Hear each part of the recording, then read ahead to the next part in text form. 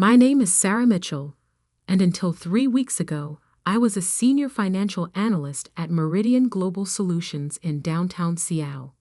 The kind of person who triple-checks spreadsheets, maintains immaculate records, and actually enjoys reconciling complex accounts. The kind of person who stays late not for recognition, but because numbers tell stories that need to be heard. That Wednesday morning started like any other. Seattle rain drumming against the office windows, the gentle hum of computers, and the familiar scent of coffee from the break room. I was reviewing the quarterly financial reports when Marcus Walsh, my direct supervisor, appeared at my desk. His usual swagger was missing, replaced by something tighter, more desperate. Sarah, my office. Now. I followed him, laptop in hand, already sensing something was wrong. Marcus's office had the best view in our department, floor-to-ceiling windows overlooking Elliott Bay. But today, the blinds were drawn, casting the room in artificial shadows. "Close the door," he said, not looking up from his computer screen. I did, then took a seat across from his mahogany desk. The leather chair felt unusually cold. "We have a situation," Marcus began, his voice unnaturally calm. "The Anderson account audit revealed some discrepancies. The Anderson account, our biggest client, worth over $50 million in annual revenue. I had flagged some concerns about their numbers months ago, but Marcus had dismissed them." "What kind of discrepancies?" I asked, though something in my gut already knew. Marcus finally looked at me, his gray eyes hard as stone. $3 million worth. The room seemed to tilt slightly. $3 million. In the corporate world, that wasn't just a discrepancy. That was a career-ending catastrophe. "How?" I managed to ask. Marcus leaned back in his chair, a strange smile playing at the corners of his mouth. "Funny you should ask. According to the timestamps on the transaction records, the errors occurred during your weekly review periods." My blood ran cold. I knew exactly what he was doing. "That's impossible," I said, keeping my voice steady. "I maintain detailed logs of every review. There's no way I would have missed. The records show otherwise," he cut in smoothly. "And as your supervisor, I'm offering you a choice. Take responsibility for the oversight, accept a demotion with a minor pay cut, and we all move on. Or," he spread his hands wide, "well, falsifying financial records is grounds for immediate termination. Your choice." I sat there, heart pounding but mind surprisingly clear. This was why he'd been so quick to dismiss my concerns about the Anderson account. He'd been covering his tracks, laying groundwork, probably altering timestamps on documents. But he'd made one critical mistake. "You're right about one thing," I said, standing slowly. "The records do tell the truth. All of them, including the encrypted backup logs I maintain on our secure server. The ones that show exactly who accessed those files and when. The ones that prove every alteration you made to cover up your mistakes." The color drained from Marcus's face. "You're bluffing." I smiled, the kind of smile that comes from knowing you've already won. "Check the backups, Marcus. I'll wait." His fingers flew across his keyboard, navigating through folders, his face growing paler by the second. I watched as he found them. Dozens of automated logs, each one meticulously documenting every change he'd made to the original files. "This is a misunderstanding," he stammered, his confidence evaporating. "We can work something out." "You're right again," I replied, gathering my laptop. "We can. I have a meeting with Linda Carter in internal audit in—" I glanced at my watch. 20 minutes. I'm sure she'll be very interested in working this out. "Sarah, wait," Marcus called as I reached the door. Think about what you're doing. I can make your life very difficult. I turned back, meeting his desperate gaze. No, Marcus. You already tried that. Now, I'm going to make your life very honest. The walk to Linda Carter's office on the executive floor felt like floating. My hands didn't shake as I knocked on her door. My voice didn't waver as I laid out the evidence. The backup logs, the original timestamps, the trail of Marcus's alterations, the attempts to frame me. Linda, a sharp-eyed woman in her 50s who'd earned her reputation as the company's ethical backbone, listened without interruption. When I finished, she was quiet for a long moment. You understand the gravity of these accusations? She asked finally. Yes, I replied. That's why I brought proof. She nodded, then reached for her phone. Clear my afternoon, she told her assistant, and get me Gerald Thompson from legal. We're going to need him. What followed was 5 hours of intense scrutiny. Every log examined, every timestamp verified, every alteration traced back to its source. By the time I left the office that evening, the Seattle rain had stopped, and the truth had been uncovered. Marcus was placed on immediate administrative leave, pending investigation. I was temporarily assigned to oversee his duties, but I knew this was just the beginning. The real storm was yet to come. The next morning, walking into the office felt different. Colleagues who normally barely nodded hello now stopped to chat. My inbox was flooded with meeting requests from directors and vice presidents. Everyone wanted to touch base about the Anderson account. I handled each inquiry professionally, neither gloating nor gossiping. The numbers told their own story. I didn't need to embellish them. A week into the investigation, Linda Carter called me back to her office. This time, she wasn't alone. Gerald Thompson from legal and James Morrison, our CFO, sat with her. Sarah, James began, his tone serious but not unkind. We've completed our initial review. The evidence is conclusive. I nodded, waiting. Marcus Walsh's employment has been terminated, Linda continued. The board is considering legal action regarding the attempted fraud. But that's not why we called you here, Gerald added. We need to discuss your future with Meridian Global. My heart skipped. Despite everything, despite the proof and the vindication, there was still a small part of me that feared corporate politics would somehow twist this against me. James leaned forward, a slight smile breaking through his professional demeanor. We're creating a new position. Director of Financial Integrity and Compliance. Full oversight of all major accounts, direct reporting to me, and a seat on the executive committee. I felt my eyes widen. And you're telling me this because we'd like to offer you the position, Linda finished. Your handling of this situation demonstrated exactly the kind of leadership and integrity we need. I sat there, letting the words sink in. Director, Executive Committee. The very position Marcus had always claimed I was too inexperienced to handle. Of course, James added, this would mean taking over Marcus's former office. I hope that won't be a problem.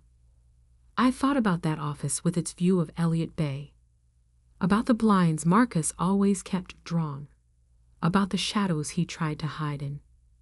No problem at all, I replied. I think that office could use some sunlight. The paperwork was signed by the end of the day. My new role would be announced company-wide on Monday. But as I packed up my old desk that Friday evening, I couldn't help but smile at the irony. Marcus had tried to force me to take a fall, never realizing he was actually giving me a boost. Someone had already cleared Marcus's office when I arrived Monday morning. The blinds were open, revealing a stunning view of the bay glittering under the rare Seattle sun. As I set down my box of belongings, my phone buzzed with a text from an unknown number. "You'll regret this. Nobody likes a whistleblower. Marcus." I saved the number but didn't respond. He didn't realize that this story was far from over. He thought he'd lost his job and his reputation. He had no idea what was coming next.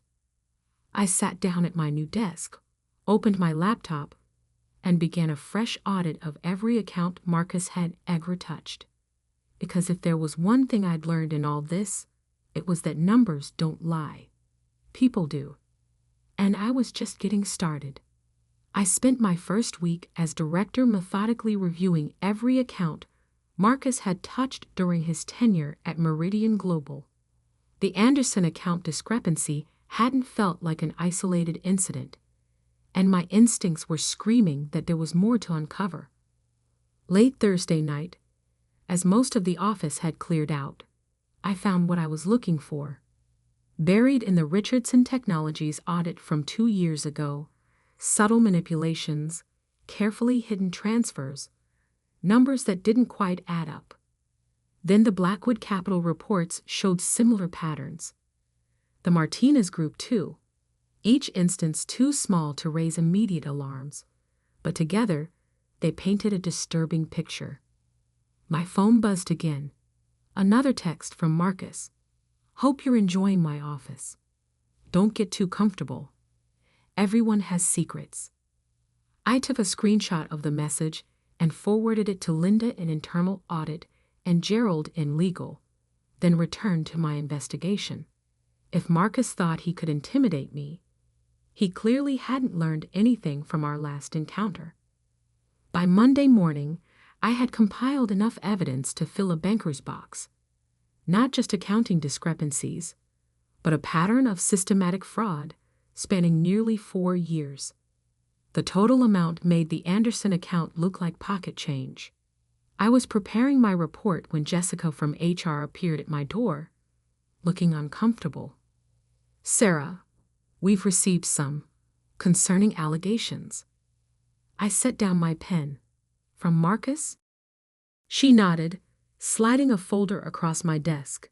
"He's claiming you accessed his personal files without authorization. Says you used them to frame him and steal his position." I opened the folder, scanning the accusations. Each one more outrageous than the last. I had hacked his computer, planted false evidence, conspired with others to orchestrate his downfall. The desperation in every line was almost pathetic. "Interesting timing," I said, pulling up my secure server access logs. "Would you like to see exactly when and how I accessed every file used in the investigation? All through proper channels, all properly documented." Jessica's relief was visible. "That would be helpful. And while we're at it," I added, "I have something else you should see." I shared my latest findings: the years of fraud, the multiple accounts, the careful cover-ups. Jessica's eyes widened as she went through the evidence. "This is extensive," she managed finally. "Yes," I agreed. "And there's more. Marcus has been sending me threatening messages." I showed her the texts. "I've already forwarded them to legal, but you should probably have copies for his file." She nodded, her HR professionalism warring with obvious shock. "I'll need to escalate this immediately." "Of course," I said. "I'm heading to a meeting with James and Linda about these findings anyway. You're welcome to join us." The meeting that followed lasted 3 hours. James Morrison, our CFO, sat at the head of the conference table, his face growing grimmer with each page we reviewed. $7.8 million, he said finally. Total fraudulent manipulations across 4 years and 6 major accounts. "That we found so far," I added. "I'm still reviewing the smaller accounts." Linda Carter shook her head. "The SEC will need to be notified." already prepared that report," I said, sliding another folder forward, along with a detailed timeline of discovery and all supporting documentation. James looked at me with newfound respect. "You've been thorough." "Numbers don't lie," I replied. "People do. I just let the numbers tell their story." Gerald Thompson, who had been quietly taking notes, finally spoke up. "Marcus's allegations against you were a mistake. They opened the door for a deeper investigation that might have taken months to initiate otherwise." "He's panicking," Linda observed, "making amateur mistakes." "Speaking of mistakes," I said, pulling up my email, "you should see what just arrived." It was an email from Marcus, sent to the entire executive team, attempting to expose what he called a conspiracy against him. Attached were documents he claimed proved his innocence, except they were the very files that showed his alterations most clearly. "He just authenticated the evidence himself," Gerald said, almost admiringly. "By sending these files from his personal email, he's confirmed they're genuine." James stood up, straightening his tie. "Sarah, work with legal to prepare a full disclosure for the board. Linda, coordinate with our external auditors. We need to get ahead of this." As everyone filed out, Linda lingered behind. "You know," she said quietly, "when you first came to me about the Anderson account, I thought you were either very brave or very naive. Now I realize you were something else entirely." "Oh," I raised an eyebrow. "Prepared," she smiled. "You didn't just catch him. You built an airtight case that even his desperate flailing can't damage." The next few days passed in a blur of meetings, audits, and legal consultations. Marcus's attempts at retaliation had backfired spectacularly, drawing attention to aspects of his fraud that might have taken months to uncover otherwise. Then came Wednesday morning. I arrived at my office to find James waiting for me. "The FBI is involved now," he said without preamble. "Marcus was arrested an hour ago. Apparently, this wasn't his first corporate fraud scheme." I sat down, letting that sink in. "Other companies?" James nodded. "2 previous employers. He'd been careful, changed his methods each time. But your investigation gave them the pattern they needed." My computer pinged with a news alert. The story had broken. Meridian Global executive arrested in multi-million-dollar fraud scheme. I scanned the article, noting how it praised the company's internal controls and swift action once the fraud was discovered. "The board is pleased with how we handled this," James continued. "Particularly your role. They approved a new compliance initiative. Full department, expanded authority, increased budget." "Sounds like a lot of work," I observed. "It is," he agreed. "That's why they're promoting you again. Executive Vice President of Compliance and Risk Management. Interested?" I looked around my office, the one I'd only occupied for a few weeks, the one Marcus had tried to use to threaten me. It already felt small. "When do I start?" The following Monday, I walked into my new executive suite on the top floor. Floor-to-ceiling windows offered a panoramic view of Seattle, the bay sparkling under morning sun. But it wasn't the view that made me smile. It was the email from the FBI's Financial Crimes Unit requesting a meeting to discuss their ongoing investigation into corporate fraud. Attached was a familiar name. Marcus's previous supervisor from his last job, the one who had given him a neutral reference despite suspicions of misconduct, the one who had helped him move on to Meridian Global, where he could continue his schemes. I opened my investigation files and began a new folder, because some stories don't end with one person's downfall. Sometimes they lead to deeper truths that need to be uncovered. Marcus thought he could threaten me with secrets, never realizing that secrets were exactly what I was best at exposing. My phone buzzed one last time.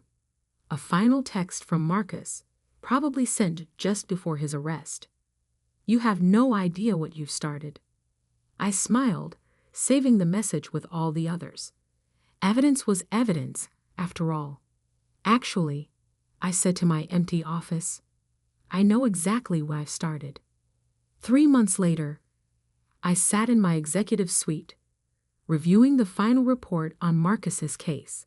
His guilty plea had opened up investigations at 5 other companies. $32 million in total fraud exposed, 18 conspirators charged, a web of corporate corruption unraveled because one person refused to take the fall. The view from my office now stretched beyond Seattle's skyline. I could see all the way to the mountains, clear and sharp against the horizon. But more importantly, I could see the future. One where numbers told their true stories, where integrity wasn't just a corporate buzzword, and where taking a stand didn't mean taking a fall. Linda stopped by that afternoon, a knowing smile on her face. "The board wants you to speak at the annual leadership conference," she said. "Share your insights on building a culture of transparency." "Interesting," I replied. "Any particular focus they want me to address?" "Just one," she grinned. "How to tell when someone's offering you a fall you should refuse." I thought about that moment in Marcus's office, when he tried to make me choose between my integrity and my career. He never understood that by refusing to fall, I'd actually learned to fly. "I think I can handle that," I said, turning to my computer to begin outlining my speech. Because some stories need to be told, not just for justice, but for change. The Seattle rain had returned, drumming against my office windows. But this time, it didn't sound like a warning. It sounded like applause. "My name is Sarah Mitchell, and until 3 weeks ago, I was a senior financial analyst at Meridian Global Solutions in downtown Seattle. The kind of person who triple-checks spreadsheets, maintains immaculate records, and actually enjoys reconciling complex accounts. The kind of person who stays late not for recognition, but because numbers tell stories that need to be heard." That Wednesday morning started like any other. Seattle rain drumming against the office windows, the gentle hum of computers, and the familiar scent of coffee from the break room. I was reviewing the quarterly financial reports when Marcus Walsh, my direct supervisor, appeared at my desk. His usual swagger was missing, replaced by something tighter, more desperate. "Sarah," my office. Now, I followed him, laptop in hand, already sensing something was wrong. Marcus's office had the best view in our department, floor-to-ceiling windows overlooking Elliott Bay. But today, the blinds were drawn, casting the room in artificial shadows. "Close the door," he said, not looking up from his computer screen. I did, then took a seat across from his mahogany desk. The leather chair felt unusually cold. "We have a situation," Marcus began, his voice unnaturally calm. "The Anderson account audit revealed some discrepancies. The Anderson account, our biggest client, worth over $50 million in annual revenue. I had flagged some concerns about their numbers months ago, but Marcus had dismissed them." "What kind of discrepancies?" I asked, though something in my gut already knew. Marcus finally looked at me, his gray eyes hard as stone. $3 million worth. The room seemed to tilt slightly. $3 million. In the corporate world, that wasn't just a discrepancy. That was a career-ending catastrophe. "How?" I managed to ask. Marcus leaned back in his chair, a strange smile playing at the corners of his mouth. "Funny you should ask. According to the timestamps on the transaction records, the errors occurred during your weekly review periods." My blood ran cold. I knew exactly what he was doing. That's impossible, I said,